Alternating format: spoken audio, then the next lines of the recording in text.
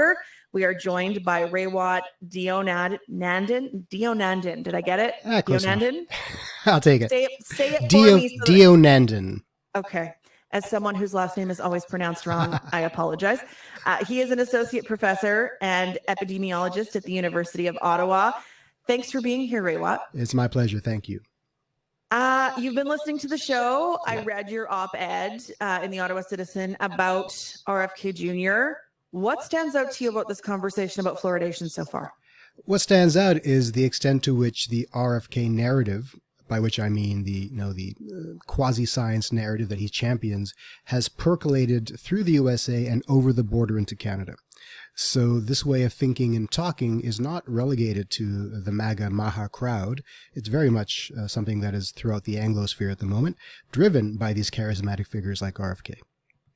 So what exactly is the Department of Health and Human Science? How is it different from our Ministry of Health, for example? It's much bigger. The budget is like over $1 trillion, I think. It's substantial. And it includes things like the CDC. And they manage everything from regulating which drugs are licensed, to deciding which vaccines are going to be licensed, to advising people on what's healthy and what isn't. They dictate the funding to the tune of billions of dollars in primary medical research. They run the very important PubMed database of published medical literature that so many scientists around the world depend on. And they're leaders in things like vaccine policy that many countries, including Canada, look for leadership that probably we shouldn't anymore. So they are an extremely important group in the medical frontier. So how much control does this give Robert or RFK Jr., we'll call him for short for time purposes? How much power does that give him over the United States and the conversations around public health? It gives him a lot of power. Now, his power is going to be limited by the people under him, the ones who manage the independent agencies that HHS oversees, like CDC. But the appointments there are people who are like-minded to him, people like Jay Bhattacharya, who are also a bit fringy science-wise, in my opinion. So what really limits the RFK influence is the public pushback. We're seeing it now a little bit in the measles outbreak in Texas, where for a while he was saying, and he's still saying some ridiculous things around measles, but at least now he's saying, well, people should consider vaccination now if they think it's the right thing to do. Whereas weeks ago he would have said, no, vaccines are dangerous, don't bother. So there is some evolution on that front, due, I think, in part to public outcry. I was going to say, why do you think he changed his tune? Because he has famously spoken out against vaccine, against fluoride in drinking water, and he's made many other controversial statements as well. So is he that easily influenced by public opinion? His psychology is a mystery to me. I don't spend a lot of time thinking about it, but he's a politician in his heart, and so he is going to be motivated by the opinions of his constituency to a large extent. Also, he's one of those people, I think, whose mind is swayed by the most recent data presented to him, even if it's not the best data. As an example, I give you, he's of the opinion that he doesn't get flu vaccines because the flu shot compromises your ability to fight off other infections. Now, he gets that from one or two fringe papers that suggest that finding, but in the ocean of evidence, that's not compelling. So he is cherry picking some papers that stand out to him, and so his thinking can be swayed by interesting elements in the data that pop out that don't necessarily reflect the fullness of wisdom and knowledge. And that's what I see happening here. So all it takes is someone to shout loudly enough and authoritatively enough, with the backing of enough people shouting in the public to perhaps sway him a bit. I will add that he's not saying that people should run out and get vaccinated now. He's saying that, that it's an option and parents can consider it. I'm wondering, as you're talking about this and him being a politician and cherry picking things, is this the danger of having people with no medical background running medical systems? 100%. Now, that's not to say that you absolutely need medical doctors to run medical institutions. Hospitals aren't necessarily run by medical doctors, but they're run by people who know their limitations. If your job is bureaucracy, your job is administration, your job is leading and managing people, it's not assessing the quality of scientific evidence. The scientists do that, and they make the determination. And I think what we have here is expertise creep. not understanding the limits of your own expertise. Expertise creep. I like that. You should trademark that. We have a really strong relationship, though, Canada and the US, when it comes to public health. How is what's happening with RFK trickling into Canada and Canada's decision makers? Well, first of all, at a public front, a lot of Canadians get their public health guidance from the USA because they shout more loudly. Their media has greater penetration. They see RFK on the news more than they would see our public health officials on the news, for example, and he will say ridiculous things, and that drives thinking here. The way it affects decision makers here is a bit unclear because it's going to be ideologically filtered. So if you're automatically ideologically aligned with his way of thinking, you're probably going to take what he's saying to heart. I don't think that's the case for most Canadian public health officials who, for the most part, are quite well-versed in science. The impact, though, is twofold. One is in driving culture, increasing the anti-vax mentality here, but also in denying us data. So the CDC is suffering incredible amounts of layoffs at the moment, and that's leading to all sorts of bad outcomes, things like decreased infectious disease surveillance, decreased focus on mental health, for example, not good guidance for people exposed to H5N1, and the Epidemic Intelligence Service, that's actually an organization they have, has been severely compromised. So we are not getting data from them that we have depended upon in the past to make decisions here. And we have to scramble either to fill those gaps with modeling and through wisdom or through other parts of the world. An example of this would be that they have canceled their flu committee meetings. Mm-hmm. These meetings are meant to decide upon the formulation of next season's flu vaccine. People don't know the flu changes every year. That's why we need a different flu vaccine every year. And we look at what's happening in the Southern Hemisphere to guide us in deciding what this year's flu shot will be made up of. Sometimes we get it right, sometimes we get it not so right.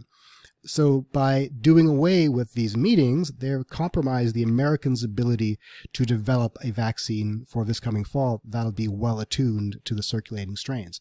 In Canada, we have relied a little bit upon what the Americans are doing to inform what we do.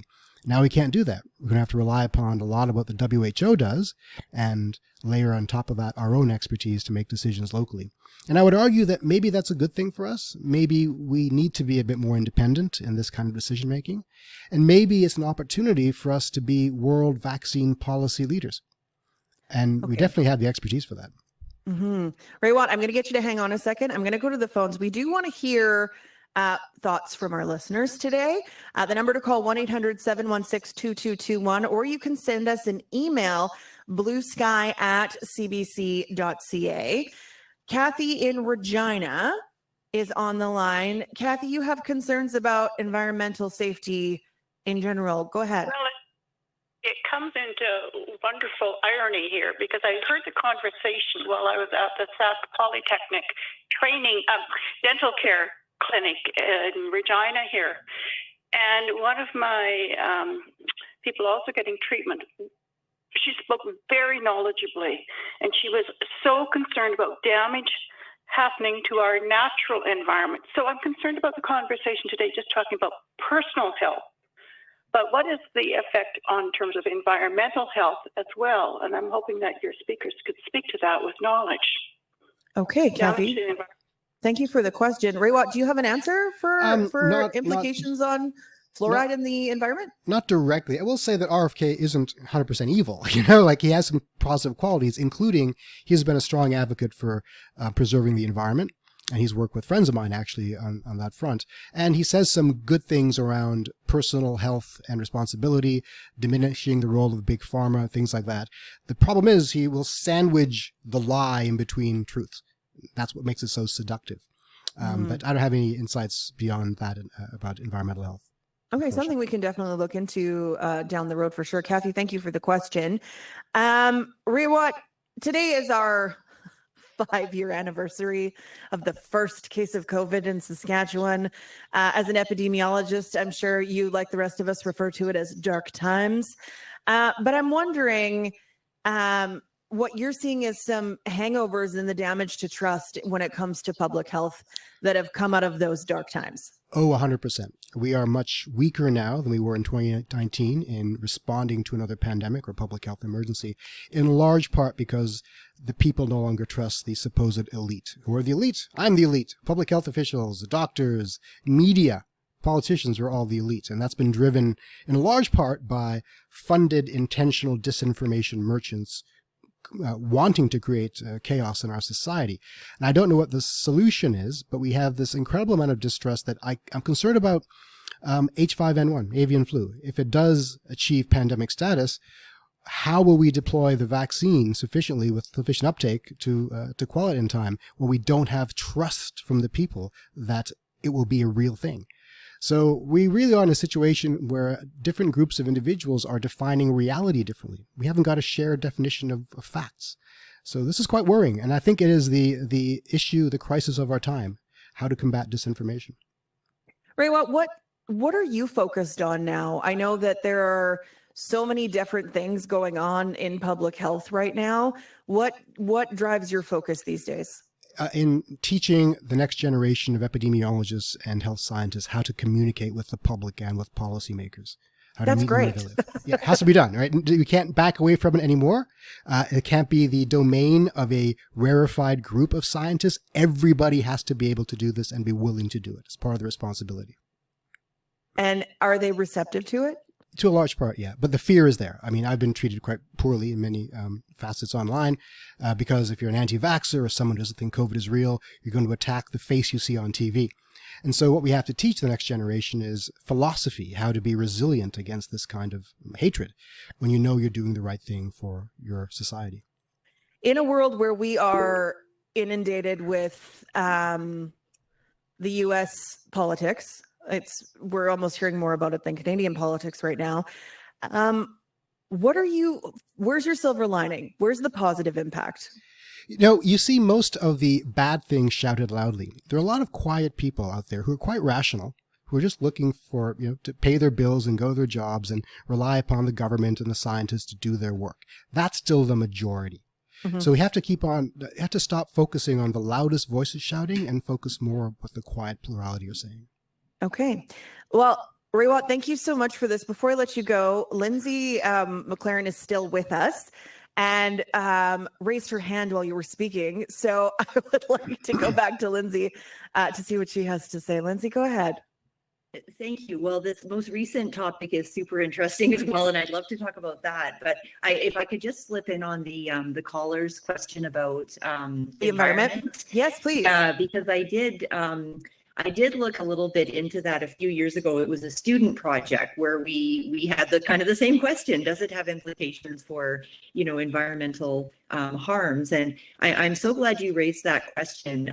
This is something that deeply concerns me as well. Like my soul is just feeling crushed by the magnitude of the climate crisis that we're in, and that is such an incredibly important topic. What we found was basically no indication that fluoride in water has any consequences for the environment.